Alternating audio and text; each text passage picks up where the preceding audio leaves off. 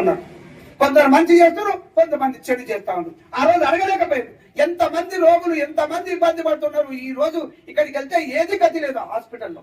ఈ రోజు టెక్నాలజీ పెరిగింది. ఇన్ని వేల కోట్ల లక్షలలో కోట్ల రూపాయలు పెడుతున్నారు, కానీ ప్రాణాలు పోతా ఉన్నాయి. నిన్న కాక మొన్న 2 రోజుల కింద వెళ్తాను ఉన్న రోజు ఎప్పుడు వచ్చినా నిన్న కాక మొన్ననే పోతే 3 యాక్సిడెంట్స్ అయినాయి.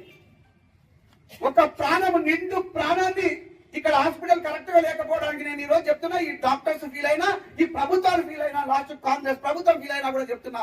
ఇక్కడ సౌకర్యాలు లేకపోవడం నుంచి ఒక వ్యక్తి చేతుల ప్రాణాన్ని పోగొట్టుకున్నాం.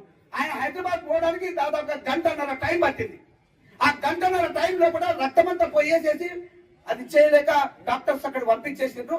ఆ ప్రాణం అక్కడే వదిలేడు. హాస్పిటల్ పోయిండు, ఆ ప్రాణం వదిలేసిండు. ఆ స్పాట్ లో ఒక అతనికి కాలు ఇరిగిపోయింది, ఒక అతను చనిపోయిండు.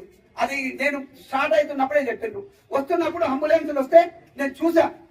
డెడ్ బాడీ తీసుకొని వస్తే మధ్యాహ్నం 9:30కు దాదాపు అక్కడ రోడ్డు మీద నాగి మళ్ళీ తెల్లారైతే ఇక్కడికి వచ్చే ప్రోగ్రామ్ లేదు, మళ్ళీ ఇబ్బంది పడతాను అని చెప్పేసి అక్కడ చూడాలి అని చెప్పేసి అది చూసి వెళ్ళిపోయినాం. అక్కడి నుంచి పోతుంటే వెల్దాన నుంచి పోతూ ముందుకెళ్తే చెరుకు దగ్గర టర్నింగ్ ఉంది.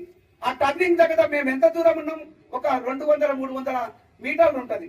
అక్కడ యాక్సిడెంట్ అయిపోయింది. ఒక కారు కొట్టేసింది. ఆయనకు 3 ఆడపిల్లలు మోటార్ సైకిల్ మీద 2 అమ్మాయిలను తీసుకొని పోతా ఉన్నాడు. ఒక అమ్మాయి